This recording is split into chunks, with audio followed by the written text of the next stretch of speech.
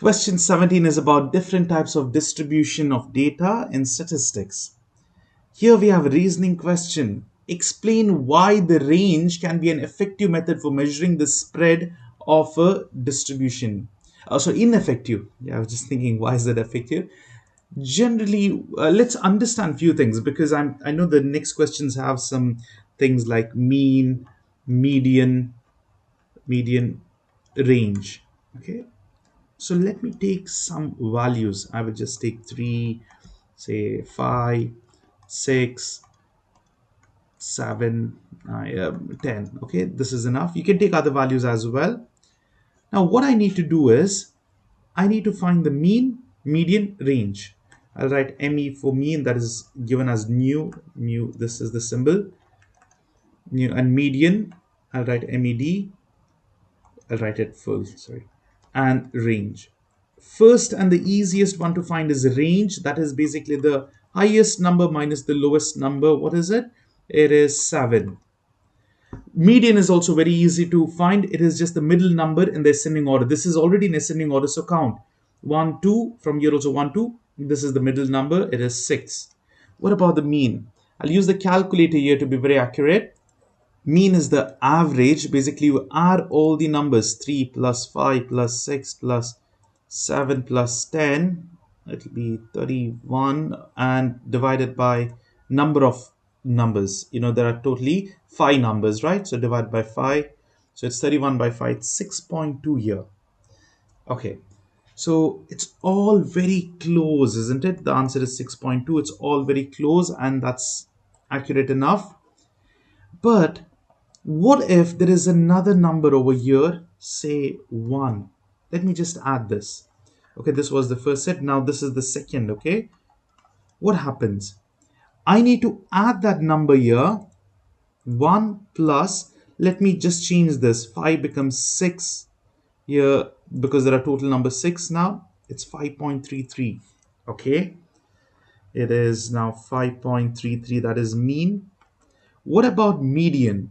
1, 2, 1, 2. There are two middle numbers. So you find the average of them. You will have to do 5 plus 6 by 2. It is 11 by 2 or 5.5. So that is the answer. It's very close enough. What about the range? 10 minus 1. Now it will become 10 minus 1. That is 9. Look at that. Range is just varying like crazy, isn't it? So this is very unreliable.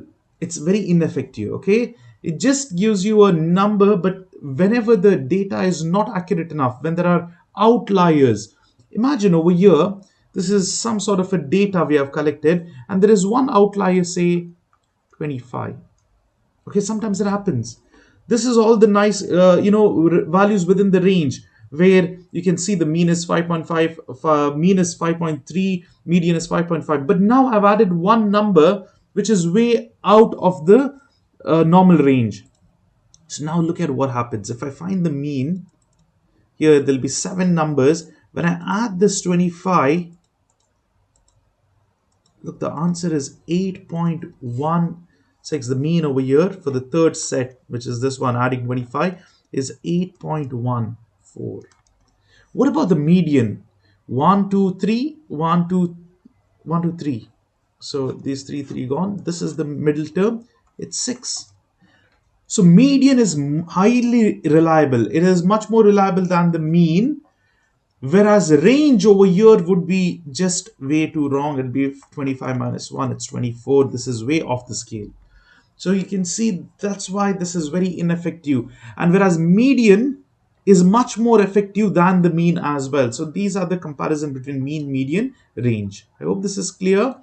So we can say that, only the maximum and minimum values are considered. So if one side there is an outlying value or outliers, then it could be, there will be a dramatic effect on the range. Challenge. Okay, suppose 20% of the data set lies between 35 and 55. Okay, if 10 is added to each value in the set and then result is doubled, what value will 20% of the resulting data lie on? See, now they are telling everything is being done to the entire values, so that doesn't make any difference. It will be the same values. So 35 and 55 were originally there. Let me just change the color. Over here we are adding by 10, so it'll become 45 and 65, and these values all are doubled.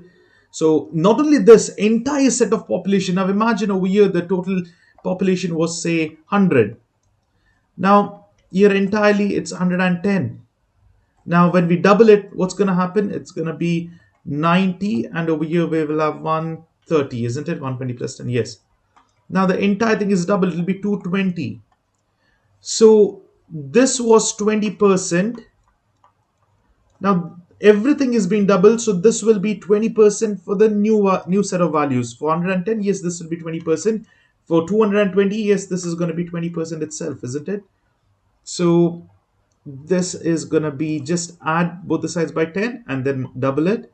So it'll be 90 to 130. So it must be 90 to 130. That's it. Now here we have this plot, whisker plots. So what they are asking is the gas prices in dollars. They have given all these. Which stations has the greatest variation in prices and the least variation? Just looking over here, you can see which is having greatest variation, the highest positive value and the bottommost value. That's the station C. Whereas least, you can see there is, I think so, this is the variation. See, mean is over here. This is the mean, the middle line, right? And the first quartile, second quartile, the quartiles almost same. The standard deviation over here is almost same. So over here there is least amount of variation. Increase and decrease is very, very less. Look at this. Mean is over here. Once only dips too much, increases too less. So there is highest variation. So you can see the variation or the spread over here is highest in the station C, greatest variation. From what? It is from 3.05. See, the lowest value is 3.05 to the highest value of 3.442 over here, exactly given. Whereas station B is the least variation. Why? Because it's at 3.2 and half of 3.3 and 3.4 is 3.35. Over here now, the same figure, which of the distribution is positively skewed, negatively skewed, symmetrical? If you recall the positively skewed and negatively skewed, it's just that you should see where is the right whisker and the left whisker. Whenever the left whisker is longer, it's at the decreasing value, so it's negatively skewed. Whereas over here, this is positively skewed. So if you just recall the image of positively and negatively skewed, you can see over here.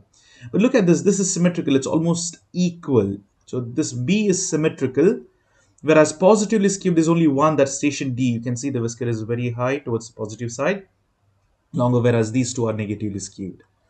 So station D is positively skewed, yes. A and C, yes, correct, are negatively skewed. And what about B? That must be symmetrical. Why is median less affected by outliers than mean? We have just done it a while ago, isn't it? No, this is not the one, but anyways, I'll just write an example. I'd written some example. Now I'll just take say 0, 10, 12, 15, 17, 25. Now to find the mean, you add all the numbers and take the average, just finding the average. So if you find the average, and now the median will be appropriately correct because median is the middle value. 1, 2, 3, 1, 2, see the middle 2, 2 gone. These two are there. You add them both and divide it by 2. It will be 25, 27 divided by 2, that will be 13.5. Okay. Now, average will be very close to this. Absolutely fine. But what if I have a huge number outlier, which is a wrong erroneous value, 100 over here. The average will be distorted completely, whereas the median will be not so wrong. It will be 3, 3. The median will be just 15. So it is more reliable. The median is more reliable, but the average would be completely way off because of this outlier.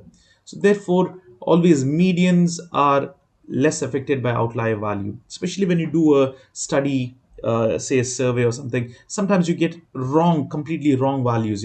Say you're researching something on a river and you're taking some data, you will have outliers. So therefore, median is much more preferred than mean in such cases. You can read through over here also. They have given the similar, they have taken some values and given example as well. You can go through this. That's the end of question 17.